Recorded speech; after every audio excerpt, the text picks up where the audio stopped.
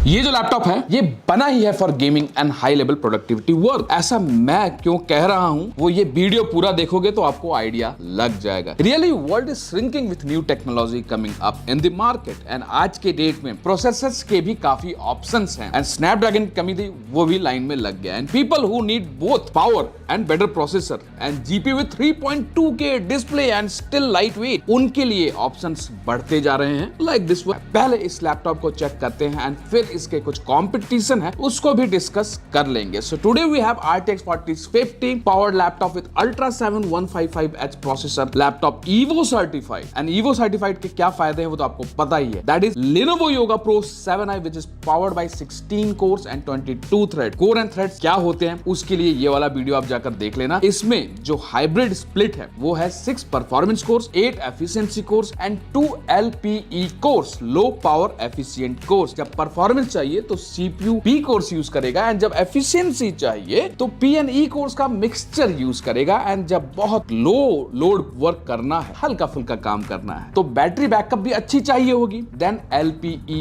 Course use होगा। And अब यहां पर आप देखो मैक्स टर्बो फ्रीक्वेंसी तो 4.8 गीगाहर्ट्ज का है लेकिन एफिशिएंट कोर्स जो है वो सिर्फ 3.8 गीगाहर्ट्ज ही मैक्सिमम चलेगा। एंड अगर LPE कोर्स अगर यूज होगा तो मैक्स 2.5 गीगाहर्ट्ज तक ही जाएगा ये लैपटॉप। तो बैटरी पावर सब कुछ कम कंज्यूम करेगा for better life and all. अब Ultra 7 का जो बेस TDP है मतलब थर्मल डिजाइन पावर, कितने वाट तक इसका थर्मल इसको झेल सकता है TDP का ये मतलब होता है। तो इसका बेस TDP तो 28 वाट का ही है लेकिन रिक्वायरमेंट के अकॉर्डिंग भाई 115 वाट तक पुश कर सकता है ये लैपटॉप। इसमें 16GB का DDR5 सोल्डर्ड रैम मिलेगा लेकिन इसका read write speed 7467 million transfer second है। 1TB का Gen 4 SSD मिल जाता है जिसका रीड राइट काफी अच्छा है। लेटेस्ट Wi-Fi 6E मिल जाएगा। Integrated arc GPU which is 2x faster than the normal Iris card जो पहले आता था। इसमें आपको NPU मिल जाता है, न्यूरल प्रोसेसिंग यूनिट, जो कि कोई भी AI रिलेटेड वर्क अगर आप कर रहे हो तो उसका लोड NPU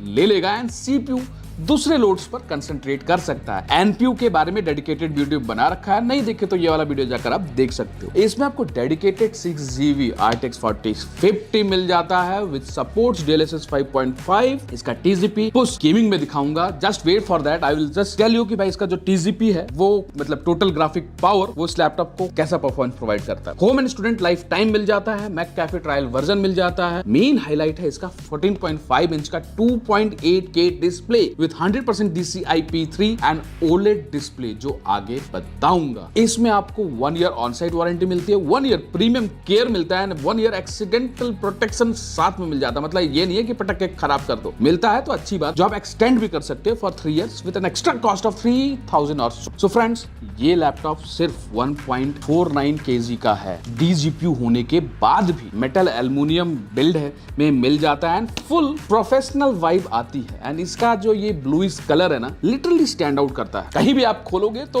एप्पल वाले भी एक बार घूमकर जरूर देखेंगे। थोड़ा हैंड प्रिंट लग जाता है एग्जैक्टली इसका जो कलर है उस पर। जो इसके एजेस हैं लिटरली बिल्कुल शार्प नहीं है, काइंड ऑफ ओवल है, हाथ में फील भी अच्छा करता है और धांसता वास्ता नहीं एंड हैंडलिंग में कोई दिक्कत नहीं आती है। You can usually carry it around, यहाँ पे भी जाना। लिड के मिडिल में आपको एक अलग से एक्सटेंडेड लिड मिलती है for better grip while opening it, जो कि हमेशा मिडिल से ही ओपन करना चाहिए, जो मैं अपने हर वीडियो में बताता हूँ। सिंगल हैंड इजिली ओपन हो जाता है। वेट रेशियो अच्छा मेंटेन किया है, मींस कितना भी तेज आप ओपन कर लो लैपटॉप का बॉटम उठता नहीं एंड वॉबलिंग की बात की जाए तो वो भी नाक के बराबर है। बैक साइड में अच्छे खासे ग्रिप्स आपको दे रखे गए हैं। एग्जैक्टली ग्रिप्स तो कम है लेकिन इसको थोड़ा अपलिफ्ट कर रखा गया है सो दैट कि अगर आप लैपटॉप को टेबल पर रखते हो तो नीचे थर्मल और हवाई माहौल बना रहेगा, but it suggested for gaming and all आप कूलिंग पैड यूज करो, बेटर रहेगा। जहां तक इसके कीबोर्ड एंड ट्रैक पैड की बात है तो आई लिटरली लव इट। इसके कीज एग्जैक्टली और क्या 10 कीलेस पैटर्न के साथ आपको ये मिलता है। कीज के बीच में 1.55 mm का की ट्रेवल है, मींस स्पेसिंग थोड़े अच्छे हैं, ओवल शेप कीज हैं, typing experience is next level. Literally I love the keys of this an idea pro and all. Single white colour backlight मिलती है। प्रोफेशनल को ध्यान में रखते हुए हमारे पे आपको RGB नहीं मिलने वाला। एरो कीज वैसे तो नॉर्मली मेरे HP Omen 14 से भी बड़े हैं, काफी बड़े हैं, but up and down full sized होता तो गेमिंग में थोड़ा और मजा आ जाता है। डेडिकेटेड को पायलट बटन मिल जाता मिलता है। Track pad is again glass type में काफी बिग साइज मतलब काफी अच्छा खासा ट्रैक पैड का साइज दिया गया है, विच feels really premium literally, and touch feel भी अच्छा। पोर्ट्स के मामले में भी कहीं पीछे नहीं रहता ये लैपटॉप सीरियसली। राइट साइड में आपको HDMI 2.1 for 4K output from RTX 4050, USB-C port 3.2 Gen 2 plus DP 1.4 का सपोर्ट मिलता है, जिससे अगेन आपको 4K आउटपुट मिल जाएगा। PD 3.0 वैसे इसमें 140 वाट का चार्जर तो मिल ही रहा है, लेकिन आप PD का भी सपोर्ट एक मोबाइल चार्जिंग एंड ऑल कर सकते हैं। और एक थंडरबोल्ट 4 पोर्ट भी मिलता है। बस लीजन में ये भूल जाते हैं भाई थंडरबोल्ट 4 पोर्ट देना, और सब जगह देते हैं, चलो अच्छी बात है, इसमें तो मिलता है। राइट साइड में आपको पावर बटन मिल जाता है, audio combo jack, camera shutter button भी मिल जाता है, एंड एक USB Type-A port 3.2 Gen 1 always on display charging, मतलब लैपटॉप बंद है तब भी आप अपना मोबाइल चार्ज कर सकते हो, वो वाला पोर्ट मिल जाता है। आप थोड़ा इसका डिस्प्ले देख लेते हैं, है कि नहीं, क्योंकि इसका मेन पॉइंट। बेजल देखो भाई, इसमें आपको काफी कम मिलता है, 14.5 इंच का डिस्प्ले मिलता है, 2.8 के डिस्प्ले, मतलब 2880 into 1800 पिक्सल मिल जाता है। कंप्लीट OLED स्क्रीन मिलता है, एंटी ग्लेयर कहता है कंपनी, बट यार थोड़ा सा ग्लेयर आपको देखने को मिलेगा। जो नॉर्मल वाले योगा सीरीज होते हैं उसमें आपको टच स्क्रीन मिलता है, बट इसमें उसकी जरूरत नहीं है, because this is again a creator version laptop, जिसमें आपको और भी काफी फीचर्स मिल रहे हैं। HDR 500 का इसमें आपको सपोर्ट मिलता है, मतलब मूवी वॉचिंग एंड ऑल पर आप HDR का मजा ले सकते हो। 100% DCI-P3 देखने को मिलता है, एंड 400 निट्स का इसमें आपको ब्राइटनेस मिलता है। 120 हर्ट्ज का डिस्प्ले मिलता है, और आंखों के सुरक्षा के लिए इसमें आपको लो ब्लू लाइट रेज मिलती हैं, जो एग्जैक्टली आंखों पर प्रेशर नहीं पड़ने वाला। Plus this laptop comes with Microsoft auto colour management, जो कि intelligently switch between 100% sRGB and required DCI-P3। आप सुने नहीं होगे पहले, एग्जैक्टली आपके वर्क के अकॉर्डिंग अगर आप मूवी देख रहे हो और आपको 100% sRGB का रिक्वायरमेंट है इन इस particular part of the movie में, तो 100% sRGB पे ऑटो स्विच हो जाएगा। एंड अगर आप कोई कलर ग्रेड वर्क कर रहे हो जहां पे 100% DCI-P3 का जरूरत है, देन वहां पर ये ऑटो स्विच अपने आप को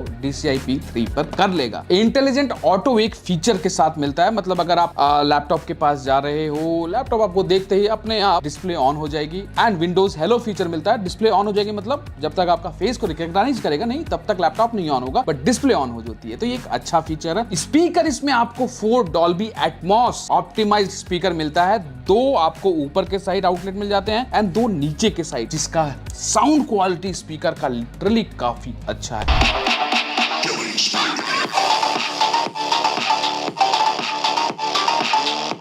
इससे महंगे HP Omen 14 ट्रांजेंट जो मेरे पास है, उससे मैंने इसका साउंड क्वालिटी कंपेयर किया, and still this one really stands out. Sound quality काफी अच्छा है और काफी लाउड भी है, बिल्कुल साउंड कहीं पे क्रैकलिंग भी नहीं होता है। अब बहुत हो गया फीचर्स, थोड़ा इसका परफॉर्मेंस एंड बेंचमार्क देख लिया जाए क्या। अगर परफॉर्मेंस बेंचमार्क की बात की जाए तो आपके सामने R23 का स्कोर है 16,000 अल्ट्रा 7 निकाल कर लाया है, और सिंगल स्कोर 1805 जो कि बेहतरीन स्कोर है इस प्रोसेसर के हिसाब से। PC Mark 10 6800 के अराउंड निकाल कर आया है, जो कि again it's a great score. Next score अगर आप देखोगे 3D Mark 10, तो ये भी 6600 के अराउंड निकाल कर आया, ये 7000 के अराउंड निकल कर आ रहा था, जो कि अच्छा स्कोर है। और अगर आप Geekbench देखोगे तो 12735, again this is a great score, आप कंपैरिजन के लिए काम आ जाएगा। और अगर इसका GPU स्कोर देखोगे 4050 का, तो 72,000 प्लस।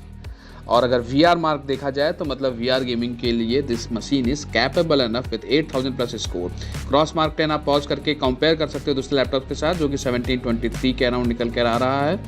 रीड राइट स्पीड बेहतरीन है Gen 4 SSD का 6180, जो कि अच्छा, राइट 4000। ब्लेंडर का स्कोर बिल्कुल बेहतरीन निकाल कर लाया, जो कि 4050 का होता है। अब आ जाते हैं गेमिंग के जलवे पर। गेमिंग के लिए हमने Lenovo Vantage सॉफ्टवेयर में गेमिंग मोड रखा है, एग्जैक्टली इसमें काफी मोड मिल जाते हैं, एंड मैक्सिमम परफॉर्मेंस सेलेक्ट कर लिया है। इसके लिए आप GeForce एप्लीकेशन में जाके मग स्विच में फिजिकल स्विच यूज कर सकते हो, हमने ऑटो सेलेक्ट पर ही रखा है, दैट इज फाइन, वही काफी है। अदरवाइज अगर आप GPU इंटेंसिव काम कर रहे हो तो 4050 पर भी कर सकते हो। Lenovo Vantage software is quite advanced to enable disable fast charging also. Modes आपको अलग अलग मिल जाते हैं, पावर ऑप्शन मिल जाता है, display, zero touch and lock detection, ये सारा कुछ आप ऑन एंड ऑफ कर सकते हो। Sound input, network, quick scan, warranty and all सारा कुछ वहां से एक्सेस कर सकते हो। चलो अब गेमिंग कर लिया जाए।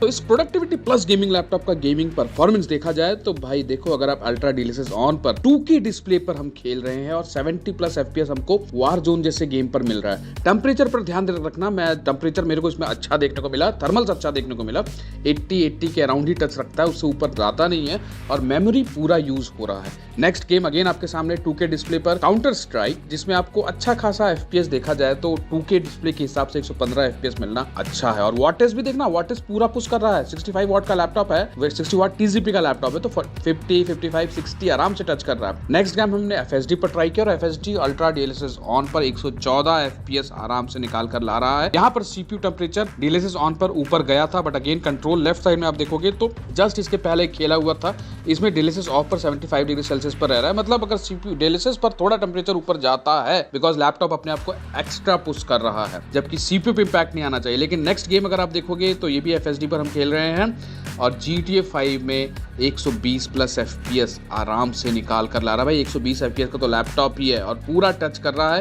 रैम भी पूरा यूटिलाइज हो रहा है 14 GB के अराउंड, बट स्टिल बॉटल नेक नहीं कर रहा है बिकॉज रैम का स्पीड काफी अच्छा है। So this is what we are expecting from some laptop like this. अब FSD में अगर आप देखोगे ये Forbidden West, इसमें भी आपको अच्छा FPS 40-45 FPS DLSS ऑन पर भी आपको देखने को मिल रहा है और 15 GB यूटिलाइज हो रहा है रैम राइट साइड में और temperature still controlled 80-82 degree Celsius with in the limit और अपना 40-50 का पूरा VRAM यूटिलाइज हो रहा है। और यहाँ पे TGP अगर आप देखोगे ध्यान से तो 50 के 60 के अराउंड टच किया था। नेक्स्ट गेम हमारे सामने RDR2 और इसमें भाई DLSS ऑन करके 90 FPS एकदम तगड़ा मामला कैसे पहुंचा दिया समझ में नहीं आ रहा, बट रैम 14 GB पूरा यूटिलाइज हो रहा है।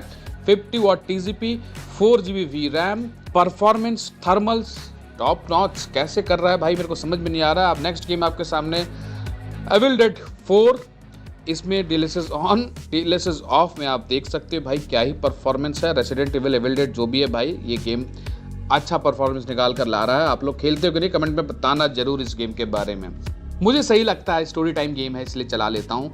नेक्स्ट गेम आपके सामने एलन विक 2 और यहाँ पर DLSS ऑन हाई पर भाई 74 FPS क्या कर रहा है लैपटॉप भाई। ये गेमिंग लैपटॉप है कि प्रोडक्टिविटी लैपटॉप है, बट ठीक है। 53 वॉट या 54 वॉट आप देख रहे हो पुश कर रहा है। 5.3 GB VRAM यूटिलाइज हो रहा है and laptop is really performing well. 2K display पे भी आप गेम आराम से खेल पा रहे हो एंड 2K बल्कि 3K डिस्प्ले पर एंड FSD पे तो आप देख ही रहे हो। अब आपके सामने माइल्स मोराल और 115 FPS वेरी हाई सेटिंग्स में DLSS ऑन। भाई ये तो आपका एक गेमिंग लैपटॉप का 30-50 भी नहीं निकाल पाता है। मतलब इसका Ultra 7 and AI processing somewhere making the laptop perform very good while gaming. This is the future दोस्त, मैं यही बताने का आपको कोशिश कर रहा था। नेक्स्ट गेम आपका है जो कि है अगेन साइबरपंक, जिसमें DLSS ऑन करके अल्ट्रा सेटिंग पर हम 85 FPS, अभी हमने यहाँ पर रीट्रेसिंग नहीं ऑन किया इस गेम में, बट 85 FPS हमको FSD पर मिल रहा है। Temperature still controlled unbelievable. GPU का वॉटेज अगेन फॉर 50-55 टच कर रहा है अनबिलीवेबल। 2K डिस्प्ले पर जब हमने अल्ट्रा पर खेला तो देखो 36 FPS हमको मिल रहा है।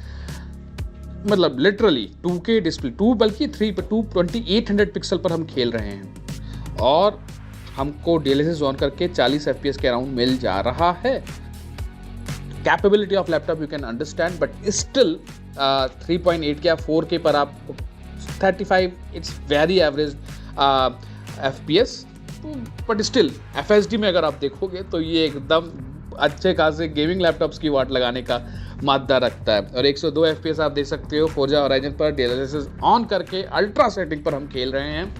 यहाँ पर अपना VRAM बहुत यूटिलाइज होता है भाई, 5.6 GB पूरा यूटिलाइज हो रहा है। लेकिन रैम पर आप ध्यान रखना भैया, 7700 मेगाहर्ट्ज का रैम है, मिलियन ट्रांसफर पर सेकंड का रैम है और 12 GB में ही काम चल जा रहा है। अगर यही नॉर्मल DDR5 रैम होता 4500 मेगाहर्ट्ज वाला तो पूरा ही 16 GB निचोड़ रहा होता।